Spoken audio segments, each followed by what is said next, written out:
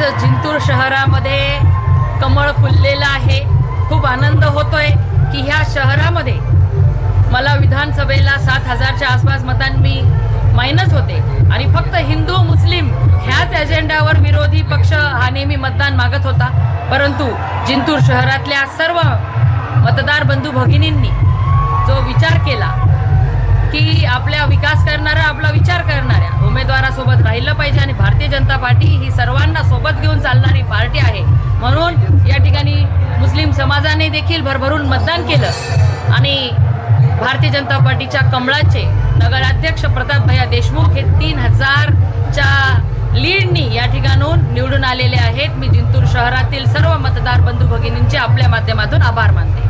जिंतूर शहराचे लोकांना विकासासाठी आपण काय म्हणाल, विकास जे मी प्रचारादरम्यान या ठिकाणी शब्द दिले होते ते सर्व शब्द पूर्ण करण्याचा शब्द मी आपल्या सगळ्यांना या आपल्या माध्यमातून देते। अल्पसंख्याक समाजाने यावेळी आपल्याला मतदान केलं असं वाटतंय का आपल्याला? काही विरोधक म्हणत होते की अल्पसंख्याक समाज आपल्याला बीजेपीला मतदान करत नाही, यावर आपण काय म्हणणार? बघा, विरोधकांचा एकच तो एजेंडा होता आणि त्यांना वाटत होतं की अल्पसंख्याक समाजाला विचारलं नाही विचारलं तरी देखील ते मतदान कमळाला करू शकत नाही, म्हणून त्यांनी नेहमी गृहीत धरलं आणि इतक्या वाईट अवस्थेमध्ये जे अल्पसंख्याक समाज नेहमी त्यांना लीड देत होतं त्यांना वाईट अवस्थेमध्ये ठेवलं।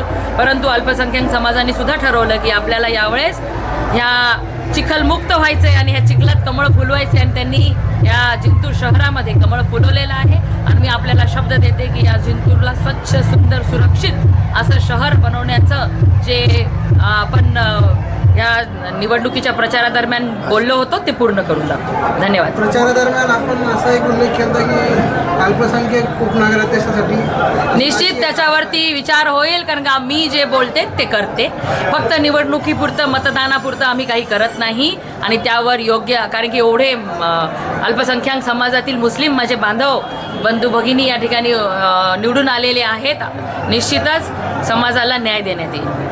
ओके।